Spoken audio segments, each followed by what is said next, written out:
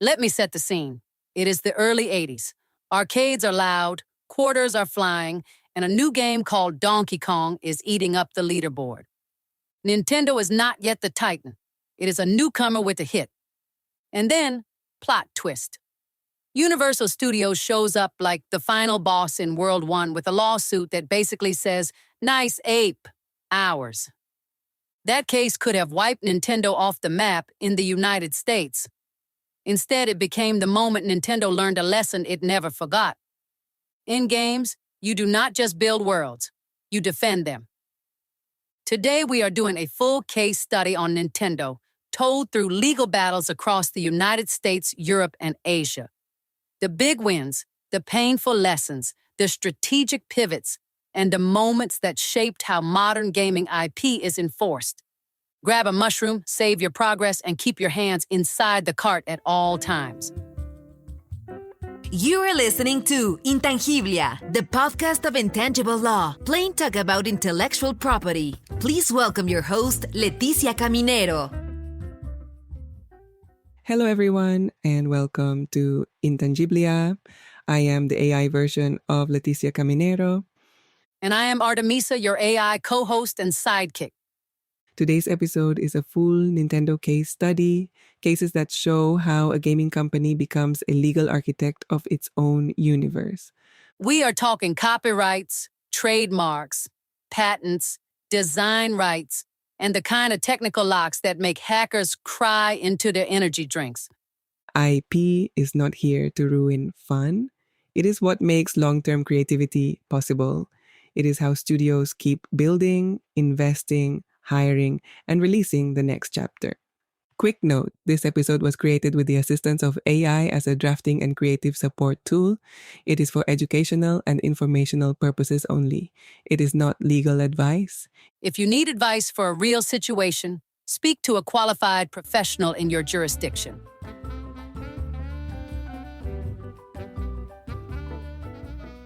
Donkey Kong versus King Kong. Before Mario had a mustache brand strategy, before Zelda had a timeline problem, Nintendo had a gorilla problem. A very large, very litigious gorilla problem. So here is the moment. Nintendo releases Donkey Kong in 1981. It explodes in popularity. Arcades cannot keep up. Nintendo of America is suddenly not a side note in the US market anymore. And Universal Studios looks at this success and says, that ape looks familiar. Their claim is copyright infringement. They argue Donkey Kong copies King Kong. Their legal theory is based on similarity of concept and narrative elements. Giant ape, woman in distress, climbing structures, dramatic rescue. On paper, it sounds dramatic. Nintendo's defense strategy is what makes this case legendary. Instead of arguing only about differences in character design and storyline, Nintendo's legal team goes historical. They dig into Universal's own prior litigation, and they discover that Universal had previously argued in court that King Kong was in the public domain, which means Universal had already told the judiciary this story belongs to everyone. So Nintendo walks into court and calmly says, you cannot now claim exclusive ownership over something you previously argued was free for public use. That is not just a factual defense, that is a strategy. Weaponizing your opponent's old paperwork. Elegant. There was also a deeper legal layer. Copyright does not protect broad ideas, it protects specific expression. The court compared Donkey Kong and King Kong closely. The ape in Donkey Kong is cartoonish. The narrative is playful. The structure of the game is different from the film's plot. The judge was not convinced that the protected expression had been copied. Nintendo wins. Universal loses on its infringement claim. The court finds no substantial similarity in protected expression, and Universal's public domain history undermines its credibility. Universal is ordered to pay damages and legal fees. Nintendo's lawyer was John Kirby. After winning this case, Nintendo later named the character Kirby after him. Imagine billing hours so heroically that you become canon. Now we move from apes to access control, the late 1980s. The Nintendo Entertainment System dominates the home console market. But Nintendo does something unusual. It tightly controls which games can run on its system. How? Through a program called 10NES. It is a lockout system. If a cartridge does not contain the right authentication code, the console refuses to run it. The original, You Shall Not Pass. Atari Games wanted to publish titles for the NES without agreeing to Nintendo's licensing restrictions. So they tried to reverse engineer the 10NES program. In the process, they obtained a copy of Nintendo's code from the US Copyright Office under questionable circumstances and used it to develop a workaround. Nintendo sued. The legal arguments were layered. First, copyright infringement. Nintendo argued that Atari unlawfully copied protected code. Second, unfair competition and breach-related issues. Atari argued that it needed to reverse engineer to create compatible products. That interoperability justified its conduct. The court had to consider whether reverse engineering is permissible and under what circumstances. The key issue became how Atari obtained and used Nintendo's code. The court found that Atari had engaged in improper copying to unlock the system. Reverse engineering is not automatically illegal, but copying protected code in violation of legal safeguards is. Nintendo prevailed on major claims. Atari's conduct was found unlawful. It reinforced that platform owners can use copyright and technical protection measures to control access. So Nintendo was not just selling a console, they were selling a controlled universe. Let's talk about chaos. The Game Genie was every kid's dream. Infinite lives, super jumps, breaking the rules inside the game, and Nintendo absolutely hated it. Here's the legal heart of the case. The Game Genie did not copy Nintendo's games. It modified them temporarily while being played. It altered values in memory. You could make Mario invincible or skip levels. Nintendo's argument was this: when a player modifies the game experience, even temporarily, that creates a derivative work, and only the copyright owner has the right to authorize derivative works. So Nintendo said, this device is creating unauthorized new versions of our games. So basically, you cannot remix my world without permission. Galoop's response was clever. They said nothing. Permanent is created and no new copy is fixed in tangible form. When you turn off the console, the changes disappear. It is like adjusting brightness on your television. The courts had to decide something very important. Does temporary alteration equal creation of a derivative work? That question goes to the core of copyright law. The court sided with Galoop. They said that because no permanent copy was made and because players were using lawfully purchased games, this did not amount to infringement. It confirmed that once a consumer buys a lawful copy, certain private temporary uses are outside the copyright owner's control. This case also became foundational in copyright jurisprudence about fixation and derivative works in digital environments. It is cited in discussions about modding, streaming overlays, and digital manipulation. Now we jump forward almost 3 decades, from cartridges to broadband. And this is where nostalgia meets litigation. By the late 2000s, large ROM websites were offering thousands of downloadable Nintendo games, some of them decades old, some still commercially relevant. The operators often framed themselves as preservationists.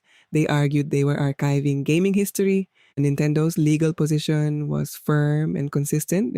Preservation does not authorize reproduction and distribution. Under copyright law, the exclusive rights to reproduce and distribute copies belong to the rights holder. It does not matter whether the work is old. It does not matter whether it is beloved. Age does not equal abandonment. Nintendo filed suit alleging copyright infringement on a massive scale. The sites hosted and distributed thousands of copyrighted games without authorization. And this was not a hobbyist blog. This was structured distribution with advertising revenue. The legal claims were straightforward: unauthorized reproduction, unauthorized distribution, willful infringement. The defendants eventually agreed to shut down, and significant monetary judgments were entered. Nintendo secured a major judgment. The sites shut down permanently. So this was not a warning shot. It was a full boss fight. Nintendo was not only protecting current titles, they were protecting legacy value. Intangiblia, the podcast of intangible law, plain talk about intellectual property. We just talked about large ROM sites. Now we zoom in on something more personal. One person, one website, a lot of downloadable Nintendo games. ROM Universe offered the downloadable copies of Nintendo games, not obscure ones, popular ones, some still commercially relevant. There was even a paid membership tier. Nintendo sued for copyright infringement. The legal theory was not complicated. Unauthorized reproduction and distribution of copyrighted works, but the scale and the monetization made it serious. So this was not a nostalgic archive in a basement. This was a website distributing copyrighted material and charging for enhanced access. The defendant argued various defenses, including that he did not personally upload all files and that damages should be limited. The court was not persuaded. Nintendo sought statutory damages under U.S. copyright law. These are designed to deter willful infringement even when exact economic harm is difficult to calculate. Nintendo obtained a significant monetary judgment and permanent injunction. The site was shut down. And this is where people start realizing that it is just a website is not a legal shield. Here is the deeper strategic significance. Nintendo was reinforcing a norm. You cannot build a revenue model around distributing someone else's games without authorization. And importantly, Nintendo did not target random individuals downloading for private use. They targeted a distribution hub. Copyright is designed to preserve market structure. When unauthorized distribution replaces legitimate channels, the law steps in. Now we level up, because this is not just about downloading games anymore. This is about breaking the system itself. And this is where anti-circumvention law enters the story. Team Zacuta developed and sold mod chips and tools designed to bypass Nintendo's console security systems. These tools allowed users to run unauthorized copies of games and modified software. Now, here is the key legal shift.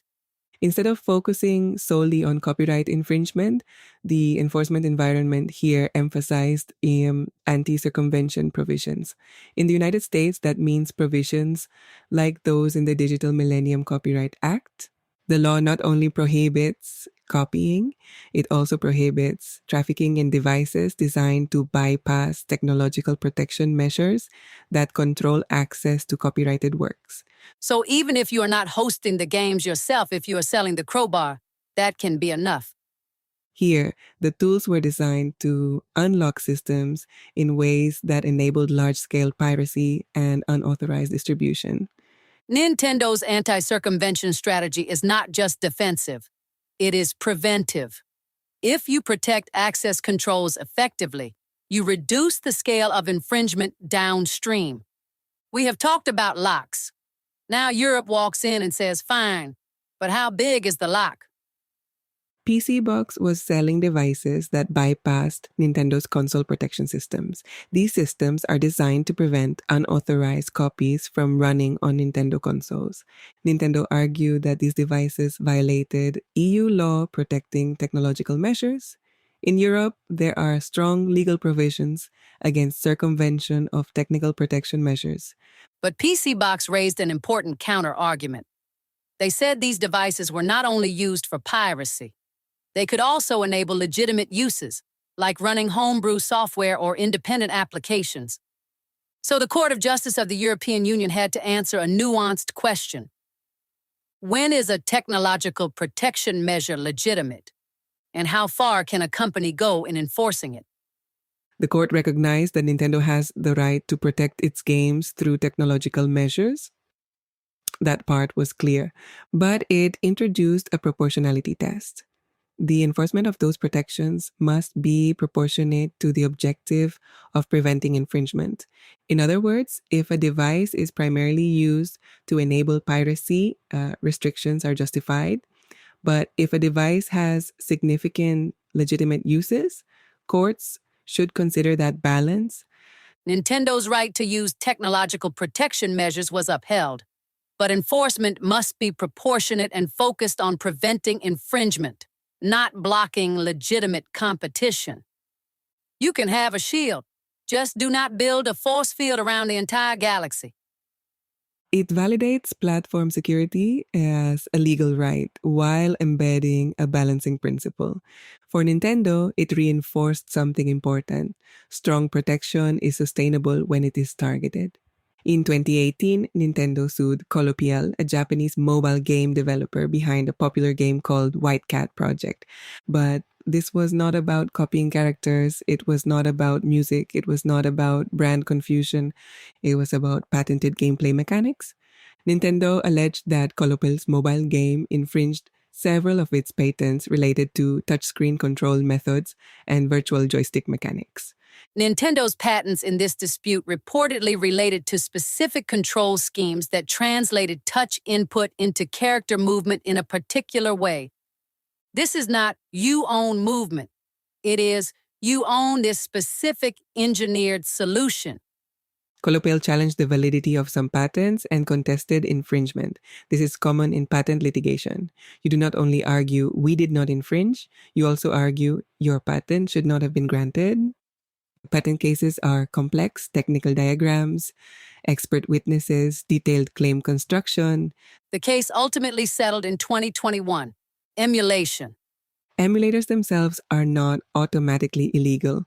Courts have recognized that creating software that mimics hardware functionality can be lawful under certain conditions. But the Yuzu case was not framed as a general emulators are illegal argument. Nintendo's complaint focused on something more specific. It is alleged that Yuzu facilitated the large-scale, unauthorized play of current-generation Nintendo games and enabled the circumvention of technological protection measures. This brings us back to anti-circumvention law, similar to what we saw with mod chips. Nintendo argued that in practice, the emulator ecosystem enabled piracy of active titles and undermined its current commercial market. Nintendo moved quickly. Instead of years of litigation, the case resulted in a rapid settlement. Tropic Haze agreed to shut down Yuzu and pay a significant sum. If a tool is widely associated with mass, unauthorized access to current titles, delay increases harm. By acting quickly, Nintendo limited the growth of an alternative distribution pathway.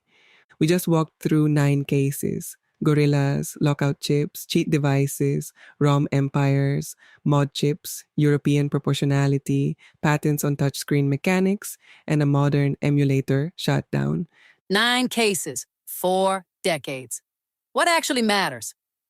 We are looking at continuity engineering, protecting the conditions that allow games to exist, evolve, and survive technological change. So this is not about winning lawsuits. It is about designing durability. Creativity is fragile without structure. Innovation is expensive without protection. Platforms are unstable without governance. Intellectual property becomes the quiet architecture that holds all of that together. And there is something else. Identity, not just products. Identity. When a company builds characters, worlds, mechanics, signals, those become more than entertainment. They become cultural infrastructure. And once something becomes culturally embedded, the law is not just protecting revenue, it is protecting continuity of meaning. Creative universes are not accidents.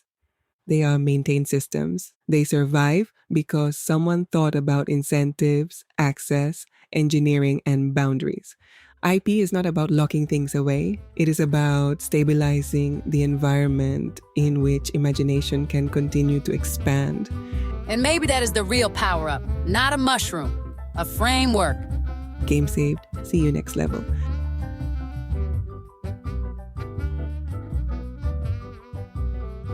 Thank you for listening to Intangiblia, the podcast of intangible law, plain talk about intellectual property. Did you like what we talked today? Please share with your network. Do you want to learn more about intellectual property? Subscribe now on your favorite podcast player. Follow us on Instagram, Facebook, LinkedIn, and Twitter. Visit our website www.intangiblia.com. Copyright Leticia Caminero 2020. All rights reserved. This podcast is provided for information purposes only.